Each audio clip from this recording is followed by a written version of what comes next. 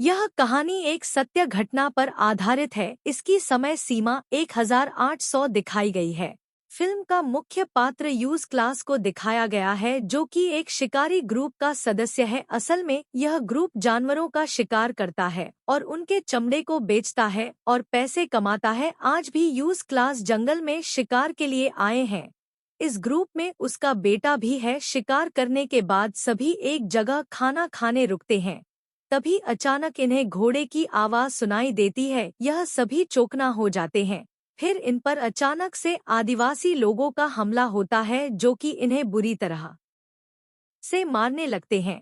उनका हमला करने की वजह इनके आदिवासी के सरदार की बेटी को किसी ने अगवा कर लिया था और अब वह हर जगह उसे पागलों की तरह ढूंढ रहा था। इस हमले में यूज के ग्रुप के बहुत सारे साथी मारे जाते हैं, मगर यूज अपने बेटे को लेकर वहां से भाग जाता है और उनकी नजरों से बचते हुए एक नदी तक पहुंचाते हैं। इनके साथ उनके बचे हुए कुछ और भी साथी थे। यह सभी आदिवासियों से बचने के लिए नदी के रास्ते से आगे बढ़ते हैं, मगर थोड़ी दूर जाकर ग्लास कहता है कि अगर हम ऐसे ही भागते रहे तो पहाड़ियों से वह आदिवासी हम पर आसानी से आक्रमण कर सकते हैं। इसलिए हमें जंगल के रास्ते से आगे बढ़ना चाहिए। बाकी सब तो ग्लास की बात से सहमत थे, मगर इनके ग्रुप का एक आदमी जॉन कहता है कि हमें नदी के रास्ते से ही आगे बढ़ना चाहिए। मगर तभी इनकी ग्रुप की कप्तान हेनरी को भी ग्लास की बात ठीक लगी, इसलिए वह जंगल से आगे बढ़ने का निर्णय लेते हैं। वह सब किनारे पर आते हैं, जहां पर कैप्टन कहता है कि हमें सामान को यहीं पर छुपा देना चाहिए। इसके बाद वह सभी इस सामान को वहां दबा देते हैं। फिर कैप्टन उसे बोट को भी नदी में छोड़ने को कहता है, ताकि आदिवासियों को लगे कि वह नदी के रास्ते से भाग गए। यहाँ पर कुछ लोग इनके साथ जंगल के रास्ते से नहीं जाना चाहते थे, इसलिए वह वोट को छोड़ने के हक में नहीं थे। फिर इनके बीच में बहस शुरू हो जाती है। फिर यह लोग इस वोट में आगे जाने का निर्णय करते हैं, मगर थोड़ी दूर जाने पर इनकी वोट पर आदिवासियों का हमला हो जाता है और वह सभी मारे जाते हैं, जिससे यह प्रूफ हो जाता है कि ग्लास की बात सही थी। अब बाकी के बचे हुए लोग अपना सफर जंगल में जारी रखते हैं। काफी देर पैदल चलने के बाद यह लोग एक जगह आराम के लिए रुकते हैं। फिर ग्लास शिकार करने के लिए निकल जाता है। इस जंगल में भालू के दो बच्चे उसे दिखते हैं। उन पर वह निशाना लगाने वाला था। तभी ग्लास को अपने पीछे हलचल महसूस होती है। जब उसने पीछे मुड़कर देखा है, वहां पर इन दोनों बच्चों की मां होती है, जो कि पलक झपकते ही ग्लास पर हमला कर देती है और ग्लास को पूरी तरह से जकड़ लेती है। उसे पर काफी वार करती है। तब ग्लास को कुछ समझ नहीं आता कि उसके साथ हो क्या रहा है, मगर वह खुद पर काबू रखता है और बिल्कुल बेजान जमीन पर लेट जाता है, जिससे भालू को लगता है कि वह मर गया और उसे वहीं छोड़कर चला जाता है। फिर लास दोबारा से गोली चलाता है और वह भालू को लग जाती है, मगर वह मरी नहीं थी और ग्लास पर हमला कर देती है और वह ग्लास का गला ही चीर देती है। फिर भालू भी बेहोश हो गया। इसी बात का फायदा उठाकर ग्लास भालू पर चाकू से हमला कर देता है और वह ग्लास के ऊपर ही गिर जाता है, जिससे ग्लास बेहोश हो जाता है। कुछ देर के बाद ग्लास के ग्रुप के लोग उसे ढूंढते हुए वहां आ जाते हैं और ग्लास को बचाते हैं।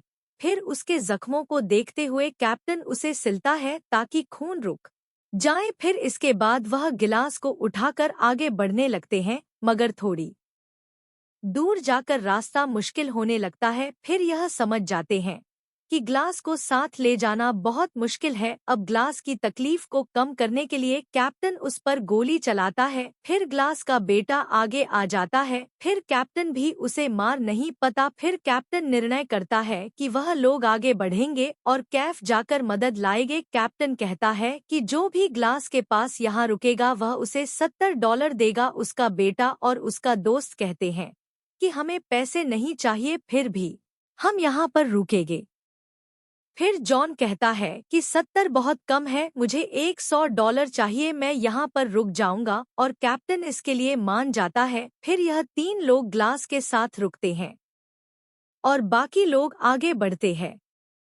फिर अगले दिन जॉन ग्लास के मरने का इंतजार कर रहा होता है, लेकिन ग्लास जो कि बुरी हालत में होता है अभी भी मर नहीं रहा था। अब इन्हें खाने की बहुत जरूरत थी तो ग्लास का बेटा शिकार पर निकल जाता है। पीछे जॉन ग्लास के पास होता है। जॉन ग्लास से कहता है कि मुझे पता है कि तुम मुसीबत में हो और अपनी जिंदगी से छुटकारा पाना चाहते हो। एक दोस्त होने के नाते मैं तुम्हारी मदद कर सकता हूँ। मैं तुम्हारा गला दबाकर तुम्हें आजाद कर दूंगा और सबको लगेगा कि तुम अपनी मौत मरे हो। तुम अपनी पलकें झपका कर मुझे इशारा दो। मगर ग्लास बोल नहीं पा रहा था। वह जॉन की बात हरगिज मानने वाला नहीं था, इसलिए वह बहुत देर तक अपनी पलकें नहीं झपकता, लेकिन आखिर उसकी आंखें बंद हो जाती हैं और जॉन खुश होकर उसका गला दबा देता है। फिर वहां यूज आता है और जॉन को लात मार कर दूर फेंक देता है और फिर वह जोर जोर से चिल्लाने लगता है ताकि वह तीसरा आदमी उसकी आवाज सुनकर यहाँ आ सके और उसकी मदद कर सके। लेकिन जॉन गुस्से में आकर अपना चाकू निकाल कर उसे मार देता है। ग्लास दूर से ही सब कुछ देख रहा होता है, लेकिन वह कुछ भी नहीं कर पाता। जॉन जल्दी से यूज की लाश को छिपा देता है। जब उनका तीसरा साथी आता है तो वह जॉन से पूछता है कि यूज कहाँ है, मगर जॉन कहता है कि वह यहाँ अभी नहीं आया। मगर ग्लास उनके तीसरे साथी को बताने की कोशिश करता है, लेकिन वह उसकी बात नहीं समझ पाता। थोड़ी देर के बाद जॉन फिर से परेशान हो जाता है क्योंकि ग्लास अभी भी करने का नाम नहीं ले रहा था। यह देखकर जॉन अपनी एक और चाल चलता है। जॉन अगली सुबह डीजर से कहता है कि मैंने 20 से 25 आदिवासियों को नदी के किनारे देखा है जो हमारी तरफ ही आ रहे हैं। यह सुनकर डीजर बहुत ही डर जाता है और वह अपना सामान लेकर यहाँ से भागने की कोशिश करता है, मगर वह जॉन से पूछता है कि यूज कहाँ है और वह अभी तक क्यों नहीं आया। लेकिन दोनों उसे कहता है कि हमें अपनी जान बचाने के लिए इन बाप बेटों को यहीं पर छोड़ना पड़ेगा। लेकिन डीजर कहता है कि ग्लास का क्या होगा इसके विषय में। जॉन कहता है कि हम इसे गड्ढा बनाकर यही दबा देंगे। डीजल जून को ऐसा करने से मना कर देता है और जॉन ग्लास और को वही गड्ढा बनाकर दबा देता है और फिर जॉन और डीजर यहाँ से चले जाते हैं। थोड़ी देर बाद ग्लास हिम्मत करता है और वहाँ से बाहर निकालने की कोशिश करता है। सबसे पहले वह अपने बेटे की लाश के पास जाता है। यहाँ आकर वह बहुत ही रोता है और पछतावा करता है कि वह अपने बेटे को नहीं बचा पाया। काफी देर के बाद ग्लास यह निर्णय करता है कि वह इसी हालत में इस जंगल से बाहर निकलेगा और जॉन से अपने बेटे की मौत का बदला लेगा। रास्ते में डीजर को पता चल जाता है कि जॉन झूठ बोल रहा है और उनके पीछे कोई भी आदिवासी नहीं पड़े थे। इस बात से यह जॉन से गुस्सा करता है और इधर ग्लास अपने सफर को शुरू करता है और वह धीरे धीरे नदी के किनारे पहुंचता है और यहाँ पर आकर वह अपनी बोतल में पानी भरता है और पानी पीने लगता है तो सारा पानी इसके गले से बाहर निकलने लगता है क्योंकि भालू ने इसके गले को चीर दिया था। फिर यह अपने गले के जख्म को ठीक करने के लिए बारूद से आग जलाता है और अपने गले पर लगा लेता है जिससे कि उसका घाव आपस में चिपक जाए। इधर हम देखते हैं कि कप्तान और सारे लोग पोर्ट के पास पहुंच जाते हैं और उधर जॉन और डीजर भी पोर्ट की तरफ बढ़ते जा रहे थे और इधर ग्लास को आदिवासी नजर आते हैं और आदिवासी भी इसे दूर से देख लेते हैं और इस पर हमला करते हैं और ग्लास इनसे बचने के लिए नदी में कूद जाता है। नदी का पानी काफी ठंडा होता है, लेकिन यह आदिवासियों से बचकर अपनी जान बचा लेता है। जब ग्लास की आंख खुलती है वह देखता है कि उसके जख्म पहले से भी ज्यादा खराब हो चुके हैं और अब वह धीरे धीरे सड़ने लगे हैं। और इसके बाद जब इसे भूख लगती है तो यह मछली पकड़ता है और उसे कच्चा ही खा जाता है। और फिर रात होती है तो यह देखता है कि यहाँ से थोड़ी दूर किसी ने आग जलाई है और वह आग को देखकर धीरे धीरे वहाँ जाता है। वहां पर पता चलता है कि एक आदमी वहां पर भैंस का मांस पका रहा था, लेकिन वह गिलास को देखकर उसे पर हमला करने वाला ही होता है। लेकिन ग्लास वहां पर बैठ जाता है और इशारों में उसे समझता है कि मैं तुम्हें नुकसान नहीं पहुंचाऊंगा। फिर अब वह आदमी जिसका नाम नेकॉक होता है वह गिलास की बात समझ जाता है। फिर वह दोनों साथ बैठकर जंगली भैंस का मांस खाते हैं। फिर जब सुबह होती है तो नेकॉक ग्लास के जख्मों को देखकर उसकी वजह पूछता है। फिर ग्लास उसे पूरी बात बताता है। यह सब सुनकर नेकॉक भी उसे सारी बात बताता है, कैसे उसने भी अपनों को खो दिया। फिर यह दोनों घोड़े पर सवार होकर अपने आगे का सफर तय करते हैं। इधर जॉन और डीजर फोर्ट तक आ जाते हैं। जॉन डीजर से कहता है कि इन सब के बारे में कैप्टन को नहीं पता चलना चाहिए, और अगर उनको पता चला वह हम दोनों को जान से मार देंगे। यह दोनों कप्तान के पास जाते हैं और सारी बात बताते हैं कि ग्लास मर चुका है, जिसे कि हमने जंगल में ही दफना दिया, और उसका बेटा जंगल में कहीं गायब है, जिसे हम दोनों को पता नहीं चल सका।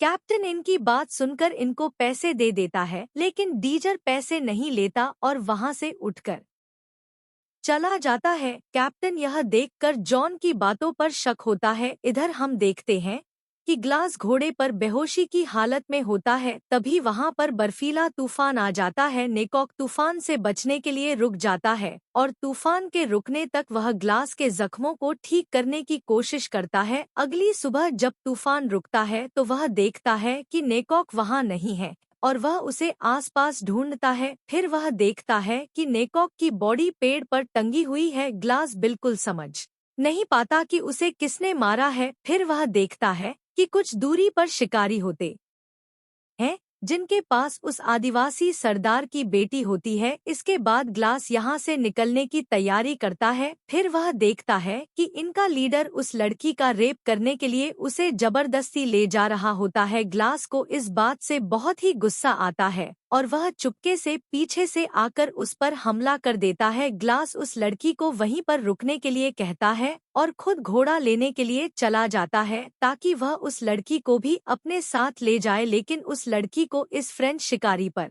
बहुत गुस्सा आता है। वो लड़की उसके आने से पहले उस शिकारी का चाकू से प्राइवेट पार्ट काट देती है, जिसे उसे दर्द हो।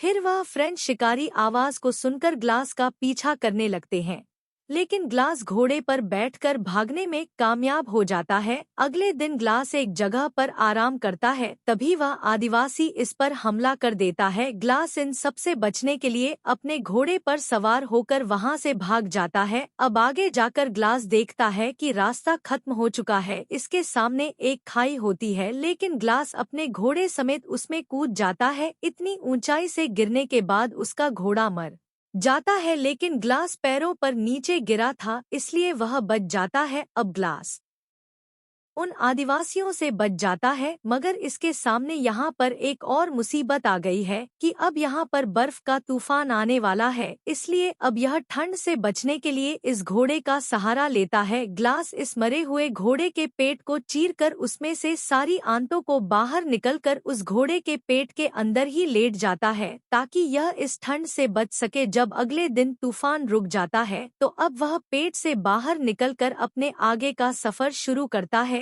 इधर पोर्ट में एक फ्रेंच शिकारी कैप्टन से मदद मांगने आता है। वह कप्तान को बताता है कि हमारे कई सारे साथी बर्फ में दब गए हैं और कई को भेड़ियों ने मार दिया है। यहाँ पर इसके पास एक बोतल भी होती है जो डीजर ने ग्लास को तब दी थी जब उसको जिंदा दफना रहे थे, लेकिन जब ग्लास फ्रेंच शिकारी से बचकर भाग रहा था उसकी यह बोतल वहीं पर गिर जाती है, जो कि फ्रेंच शिकारी ने अपने पास रख ली थी। इस बोतल को डीजर पहचान लेता है और कहता है कि यह तो मेरी बोतल है जो कि मैं ग्लास को दी थी। यहाँ पर यह सब सोचते हैं कि शायद यूज अभी भी जिंदा है, इसलिए कैप्टन अपने साथियों के साथ उसे ढूंढने के लिए जंगल में निकल पड़ता है। लेकिन इनको जंगल में यूज नहीं बल्कि ग्लास मिल जाता है। ग्लास को जिंदा देखकर यह सब हैरान हो जाते हैं।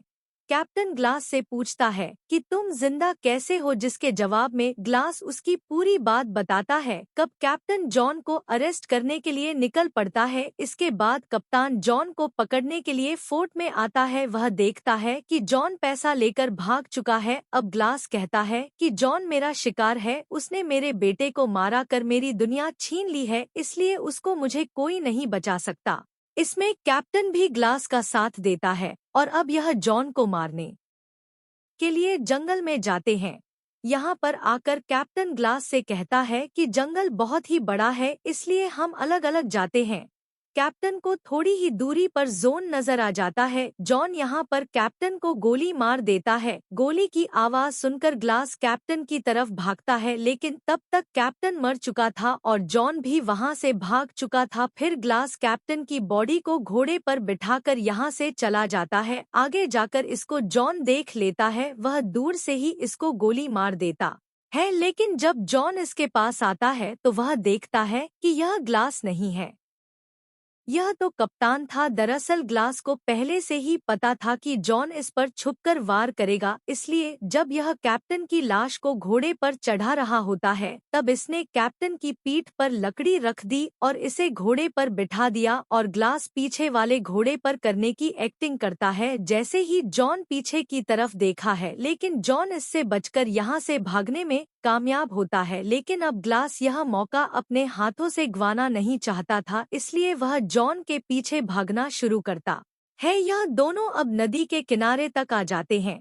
जबरदस्त युद्ध होता है। जॉन कहता है कि मुझे मारना है तो मार दो, तो मगर इस तरह से तुम्हारा बेटा भी वापस नहीं आएगा। फिर इसके बाद ग्लास अपने खंजर को जॉन के पेट में घुसा देता है और कहता है कि बदला लेना हमारे हाथ में नहीं है, यह तो गॉड की तरफ से होता है। और यह कहकर ग्लास जॉन को नदी में धक्का दे देता है। थोड़ी दूर जाकर जैसे ही जॉन उसे नदी में दोबारा निकलता है, उसे वहाँ मौजूद आदिवासी देख लेते हैं और उसको मार देते हैं और वह अब आदिवासी ग्लास की तरफ भी आते हैं, जिसकी ग्लास को लगता है कि अब यह लोग उसे भी मार देंगे, लेकिन वह लोग इसे नहीं मारते क्योंकि उनके साथ उनकी बेटी भी होती है, जिसकी ग्लास समझ जाता है कि शायद लड़की ने इन्हें सब बता दिया है और जिससे कि वह ग्लास को जाने देते हैं।